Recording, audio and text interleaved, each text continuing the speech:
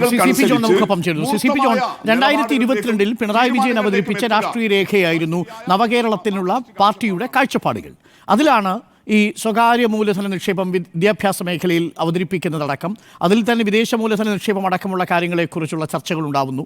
വൻകിട പദ്ധതികൾ കൂടുതൽ വരണം എന്ന മട്ടിലുള്ള നിക്ഷേപ സൗഹൃദമാക്കി കേരളം മാറ്റണം എന്ന തരത്തിലുള്ള ആഹ്വാനം ഉണ്ടാവുന്നു. ഇത് സംഭവിക്കുന്നത് 2022 എറണാകുളത്തെ പാർട്ടി സമ്മേളനത്തിലാണ്. അതിൻ്റെ തുടർച്ചയാണ് ഇപ്പോൾ നവകേരളത്തിൻ്റെ പുതുവഴികളെന്ന് മുഖ്യമന്ത്രി പിണറായി വിജയൻ അവതരിപ്പിച്ചിരിക്കുന്ന രാഷ്ട്രീയ രേഖ. 2 ഭാഗങ്ങളുണ്ട്, 6 ഭാഗങ്ങളുണ്ട് എന്ന് പറയുന്നു. അതിലൊരു ഭാഗം അതിൻ്റെ സംഘടനാ രാഷ്ട്രീയ പ്രവർത്തനത്തെക്കുറിച്ച് പറയുന്നിടത്ത് മതേതരത്വത്തെക്കുറിച്ചും കോർപ്പറേറ്റിൻ്റെയും ബദലായി കേരളത്തെ വളർത്തിയെടുക്കാൻ സാധിച്ചു ഇടതുമുന്നണി സർക്കാരിന് എന്നാണ് അവർ അവകാശപ്പെടുന്നത്. മതേതരത്വത്തിന് അതേപോലെ തന്നെ വികസനത്തിന് ഒരു ബദലാണ്, കോർപ്പറേറ്റിന് ബദലായി ഒരു ബദൽ വികസന മാതൃക കേരളത്തിൽ സൃഷ്ടിച്ചു.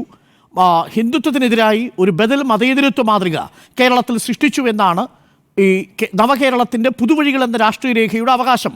അതാണ് പാർട്ടി സെക്രട്ടറി അല്പസമയം മുമ്പ് പ്രകടിപ്പിച്ചതും. സി പി ജോൺ, ഈ തിരിച്ചറിവുകൾ വല്ലാതെ വൈകിയാണോ കേരളത്തിൽ സംഭവിക്കുന്നത് എന്നതാണ് ചോദ്യം.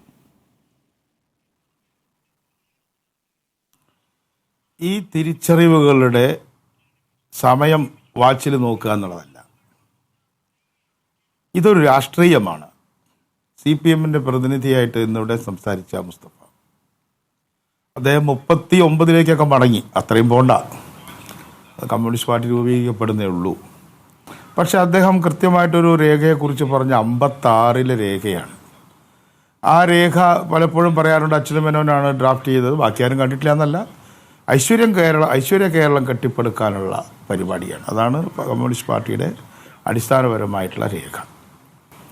ആ രേഖ CPI-യുടെ രേഖയാണ്, CPI-M-ന്റെ രേഖയല്ല. അതിനുശേഷം 58-59 കാലത്ത് അമൃത്സറിൽ ഒരു പ്രത്യേക പാർട്ടി കോൺഗ്രസ് ചേർന്നു. ആ പാർട്ടി കോൺഗ്രസിൽ ഇനി കമ്മ്യൂണിസ്റ്റ് പാർട്ടി കേരളത്തിൽ എന്ന പോലെ ഇന്ത്യയിലാകെ അധികാരത്തിൽ വന്നാലും വരുമെന്നുള്ള പ്രതീക്ഷയുണ്ടായിരുന്നു.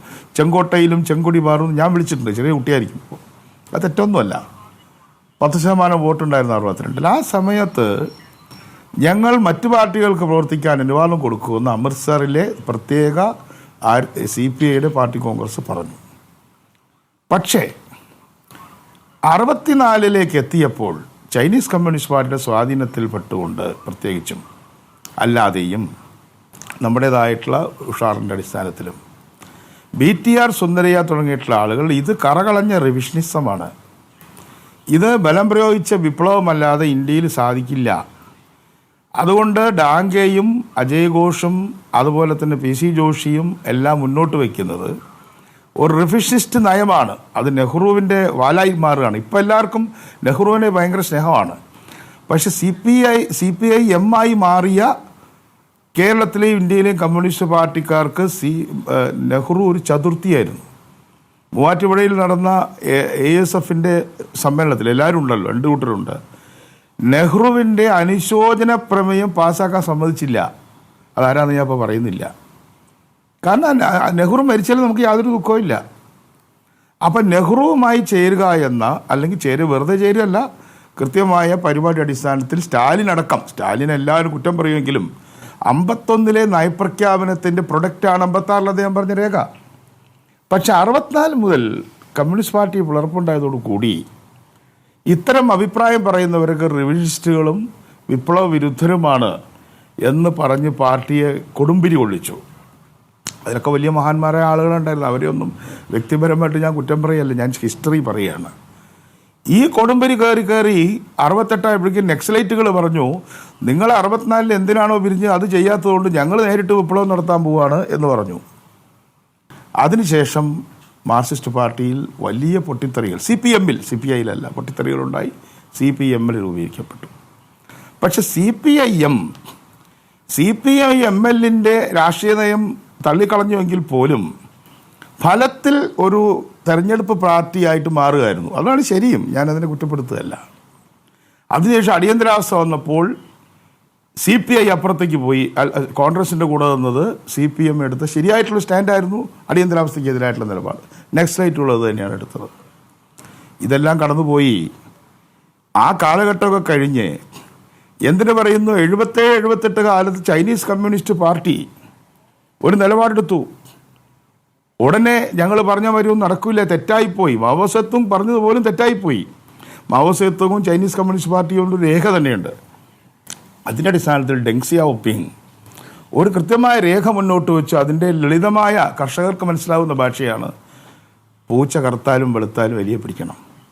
അപ്പം ക്യാപിറ്റലും ലേബറും തമ്മിലുള്ള സംയോജനം ഉണ്ടാക്കുക വഴി 150 കൊല്ലയുള്ളൂ. ഇന്ന് ചൈന ഒരു വികസിത രാജ്യമായി മാറി. ട്രംപ് പോലും അതിന് പേടിക്കുന്നു. എന്തുകൊണ്ട്? 70കളുടെ അവസാനം മുതൽ മാവോയുടെ തെറ്റുകൾ തിരുത്തിക്കൊണ്ട് അല്ലെങ്കിൽ കാലോചിതമല്ല എന്ന് പറഞ്ഞുകൊണ്ട് ഡെങ് സിയാവോപിങ് കൊണ്ടുവന്ന നയം ചൈന നടപ്പാക്കിയതുകൊണ്ട്. പക്ഷേ ജനാധിപത്യം ഇല്ല, ഡെമോക്രാറ്റിക് ഡെഫിസിറ്റ് ഉണ്ട്. അത് ഞാൻ കൃത്യമായി വിമർശിക്കുകയാണ്. അപ്പോൾ ഇതൊന്നും CPM ബാധകമായിരുന്നില്ല. CPM വീണ്ടും അവസരങ്ങൾ വന്നപ്പോഴും ഇപ്പോൾ BOT എന്ന് പറഞ്ഞൊരു സംഭവം വന്നു. അത് 91 ശേഷമാണ് വന്നത്.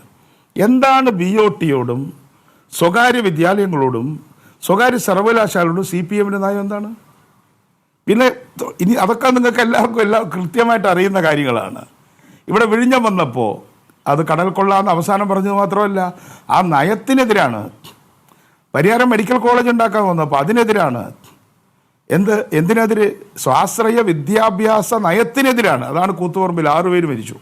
ഒരു സ്നേഹിതൻ അടുത്ത കാലത്താണ് മരിച്ചത്. ചെങ്ങന്നൂരിൽ ET മുഹമ്മദ് ബഷീർ ഒരു കോളേജ്, എഞ്ചിനീയറിംഗ് കോളേജ് കൊണ്ടുവന്നു. ആ കോളേജിനെതിരെ എന്തു വലിയ സമരമാണ് നടത്തിയത്. അതിനുശേഷം MES കൊണ്ടുവന്നു. അതുപോലെ തന്നെ എല്ലാ സംഘടനകളും ഈ രാജ്യത്ത് കൊണ്ടുവന്നു. അപ്പം നിങ്ങൾ പ്രത്യേകിച്ചും 78 ശേഷവും സോവിയറ്റ് യൂണിയൻ പതനത്തിന് ശേഷവും ഇത്തരത്തിലുള്ള അവസരങ്ങൾ ലഭ്യമായിട്ടും അതിനെതിരെ ചാവേർ പടയായി മുസ്തഫ എന്നുണ്ടായിട്ടുണ്ടോ എനിക്കറിയില്ല, ഈ കുട്ടികളെ തോക്കിൻ്റെയും ലാത്തിയുടെയും മുമ്പിലേക്ക് ഓടിച്ച് വിട്ടിട്ട് ഇപ്പം പറയുന്നു ഞങ്ങളൊക്കെ മാറി. നല്ലതാ മാറുന്നത്. പക്ഷെ മാറുമ്പോൾ ചൈനീസ് കമ്മ്യൂണിസ്റ്റ് പാർട്ടി പറഞ്ഞ അത്രയെങ്കിലും ഞങ്ങൾക്ക് പിശക് പറ്റി, ഞങ്ങളുടെ ആചാര്യന്മാരായ നേതാക്കന്മാർക്ക് തെറ്റുപറ്റി, ഞങ്ങൾ ഇപ്പോൾ ഡാങ്കയൊക്കെ പറഞ്ഞായിരുന്നു കുറച്ചുകൂടെ ശരി, ദേശീയ ജനാധിപത്യ വിപ്ലവത്തിൻ്റെ കടമകൾ നിർവഹിച്ചുകൊണ്ട് ഇവിടെ പട്ടിണിയും ദാരിദ്ര്യം അവസാനിപ്പിച്ച് കൃഷിഭൂമി കഴിയുന്നത്ര കൃഷിക്കാർക്ക് കൊടുത്ത് വികസനമുണ്ടാക്കി അതിനുശേഷമേ ഞങ്ങൾ വിപ്ലവത്തെക്കുറിച്ച് ആലോചിക്കൂ. ഞങ്ങൾ തുറന്നു പറഞ്ഞു. MP രാഘവൻ തുറന്നു പറഞ്ഞു, ബലം പ്രയോഗിച്ച വിപ്ലവം അപ്രസക്തമാണ്.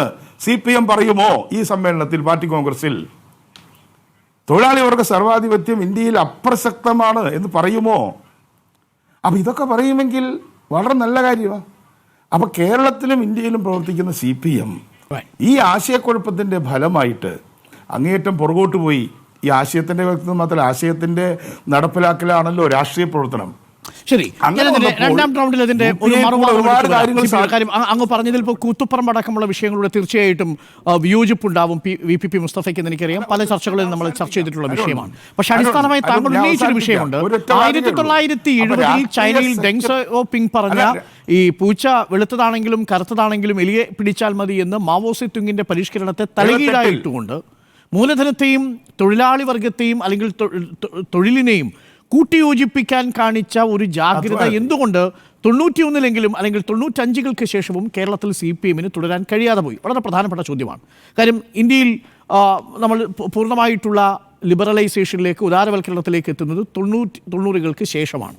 അപ്പോൾ അതുകൊണ്ട് കേരളത്തിൽ 95-കൾക്ക് ശേഷമെങ്കിലും കേരളത്തിലെ ഇടതുപക്ഷത്തിന്, ഇന്ത്യയിലെ ഇടതുപക്ഷത്തിന് എന്തുകൊണ്ട് അങ്ങനെയൊരു നിലപാട് സ്വീകരിക്കാൻ കഴിയാതെ പോയി എന്നുള്ളതാണ് ഒരു പ്രസക്തമായ ഭാഗം. ഞാൻ അങ്ങയിലേക്ക് വരാം.